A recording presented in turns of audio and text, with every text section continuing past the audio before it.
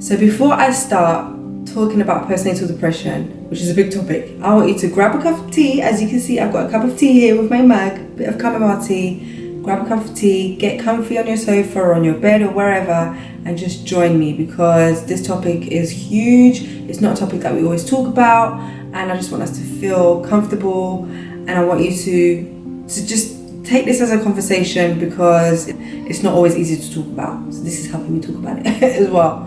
So join me with a cup of tea, pause this video and make yourself a cuppa. Alrighty, have you made it? Have you made your tea or your hot chocolate? Okay, good.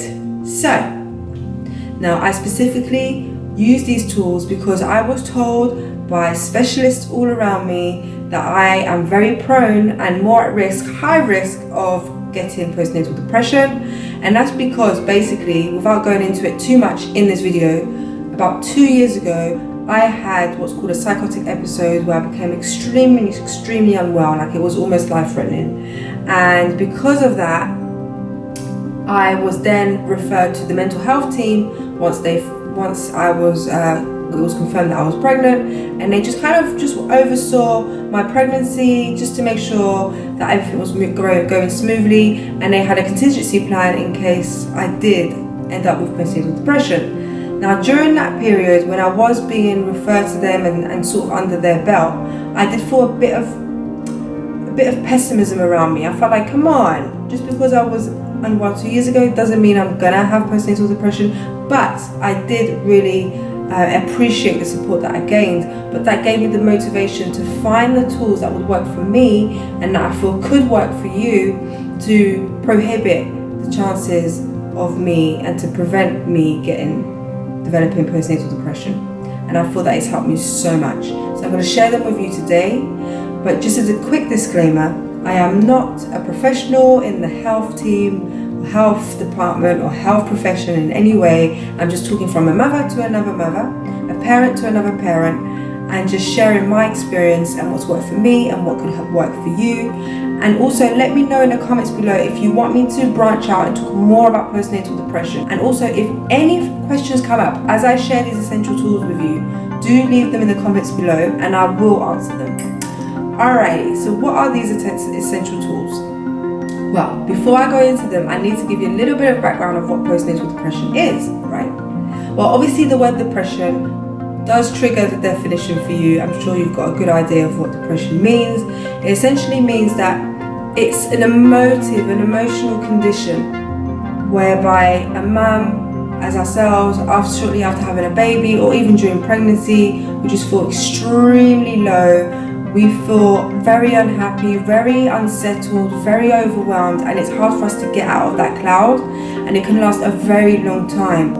And we feel stuck and caged in, and we feel like we've kind of lost control of our emotions and our energy level, and it's hard to get out of, basically. And it can last months, years. It can even develop into long-term depression if we don't treat it, if we don't get it treated at all, which can happen. So that's why I want to support this condition and help people to get the help that they need. And these two essential tools can help you at the early stages to prevent it, because the more awareness you have around it, the more control and empowered you are, and the more there's something you could do about it, because you can prevent it. Now, if you've got a history of depression, this may not be so relevant for you, but if you are a person who you feel you may be prone to it, or you've already been feeling quite emotional during your pregnancy, which is normal anyways, but if there's something you just want to prevent it in general, then this video is definitely going to be good for you. So let me go into the first essential tool that I use that worked for me and I feel could work for you, because it's really powerful and it can suit anyone. The first one is to create, and I emphasize the word create, create a support team. Create a support team. Now, you may be a single mum, or you may be someone in a partnership that isn't quite working out, but don't stop yourself from believing that you can't have a support team. You may be someone who doesn't feel like you've got a lot of friends around you or loved ones, but don't feel like you can't create a support team, because you can. Now, what I want you to do, and what I did, is I ensured that I had the specific people around me and that I love and I trust, and that I know that I can share all my feelings with without feeling judgment from them. And I asked them, look, I want you to be my support team. I told them what it is that I want from them. I want you to be my support team, oversee how I'm doing, and I want to be able to share how I'm feeling to you in confidence. And they were like, okay, great. I know what my role is. I'm more than happy to help you. So if you can find your support team, tell them the type of help that you want from them. They'll be there on guard. You'll be surprised how much people would want to help you. So you can get your loved one, your partner, your best friend, your cousin, your auntie, your neighbor, anyone you feel you trust and can talk to. You use them as your support team, and you can have 2 to 3 people overseeing you.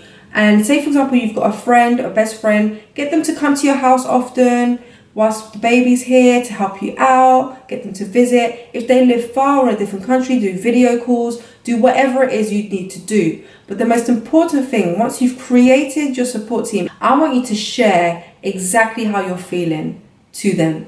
Like, let them become your inner diary. Let them become people that you can just share how you're feeling. And especially because when we have a baby, we can feel so many emotions and we can have so many thoughts that we feel are so crazy or trivial or not important, but they are so important. We can feel like we can have thoughts like, oh, I'm not doing a good job, or I'm messing things up, or I don't know what I'm doing, or is my baby okay? We can feel so much anxiety, or oh, I'm so rubbish at this. We can be very deflating, and we can demoralize ourselves and just kind of stay in the cocoon and keep it hidden. But the more we do that, the more it can trigger postnatal depression. So we want to be able to go to our support network, go to our support team and go, look, this is how I'm feeling. And what they'll be able to do is they'll be able to listen. Sometimes we just want someone to listen to us. They'll listen, and then they'll ground us back into reality. They'll ground us and make us realize just how much we're already accomplishing. And most importantly, they'll reassure us that we are more than enough for our baby and that we're doing more than enough. And then they'll support us in the house. They'll support us with household things, because that could be another trigger for postnatal depression. When everything is so overwhelming, there's so much to do in the household, and you just feel like you can't keep up. That can be very deflating, and it can become a trigger. We have to know what the triggers are for postnatal depression, and that's one of them. So they can help you with the domestic things, but they can also essentially help you emotionally. That's what I did with my sister. My sister was my support team, and so was my husband. And I would just share how I feel. I would tell them that I just feel judged by others, or I feel uncomfortable, or I feel like I'm doing a bad job, and they would reassure me, and that's all I needed. When they reassured me, I felt empowered and I felt grounded again. And that's how we want to feel. We want to feel grounded and empowered again. So now, time for essential tool number 2. Now this one's going to sound slightly random, but it's so powerful, and it's actually could be really fun too. The second one is to make yourself laugh. Now let me drink my tea before I explain. Laughing is the secret remedy to everything that is negative and sad. The thing to do is to laugh. So when your baby's ill, especially if you can, even during pregnancy, just focus on laughing as much as you possibly can. So what's your favorite film or your favorite documentary, or if you have a friend or a loved one who makes you laugh, make sure you're around them often. Get them to come to the house, do some calls, video calls, whatever it is you need to do, but just hang around with people who make you laugh and create that environment. Now, don't get me wrong, I know what it's like being a mum. I know that there's times where you just want to cry because your baby just won't sleep, and there's times where you just want to break down or you just want to run away. I know. But we can't do all those things, right? We can't just always cry, and we definitely can't really run away. So we have to find a way to deal with whatever it is that's happening in the moment that's quite stressful for us. And one of the best ways is to laugh. So if your baby, for example, has just had a punami everywhere, on the changing mat, all over the nappy clothes, it's on your hands, instead of crying, laugh. I've done it many times and it feels so good. You just end up laughing, and then it just, the negative emotions, the breakdown just dissipates, and you feel calm again, and you're ready to deal with the situation more productively and more calmly. So definitely just laugh as much as you can. get your loved ones to make you laugh, and just feel good. Do the things that you know will make you feel good whilst you're looking after your baby. So if that means going to some play groups, if that means inviting a friend over and drinking some tea, if that means taking a nap, do those things. But essentially allow laughter more and more into your life. You'll have more self-control, and you will really prevent yourself from developing postnatal depression. I've heard so many stories of people curing themselves of really life-threatening illnesses. There's one guy who actually cured himself of cancer by locking himself in a room and just watching funny documentaries all day for like, I don't know how long, I think about a year. And he cured himself of cancer through laughter. So it is really, really powerful because it releases all those happy hormones and the body can literally heal. So don't underestimate the power of laughter. So those are the 2 essential tools I have used and I continue to use now, and my baby is 12 months old. I continue to laugh. I can get better at it, but I do continue to laugh, and I continue to use my support network to keep me grounded and empowered. And that is all that you want to do right now in this stage, is just to prevent yourself from developing postnatal depression. You want to try out these 2 tools.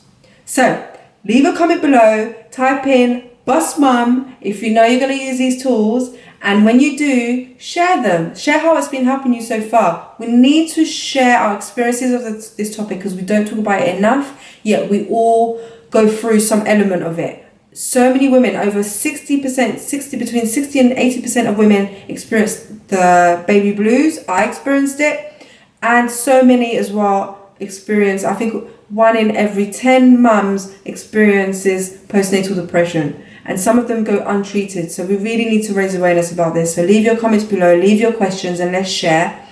Leave a thumbs up if you like this video, if it's helped, or a thumbs down if you didn't like it and you thought it was rubbish, because I really do want your feedback and I appreciate your feedback. And do consider subscribing if you like these videos and you want to stay in touch. And I would love for you to be part of the community with me right now, because I'm all about using conscious parenting to raise confident and happy children, as well as talk about parenting topics such as this one, so that we can really enjoy being parents, not just feel like it's an obligation. Enjoy being parents and also raise incredible children. So definitely subscribe if that's what you want. And thank you for tuning in. I really hope that helps, and I'll see you in the next one.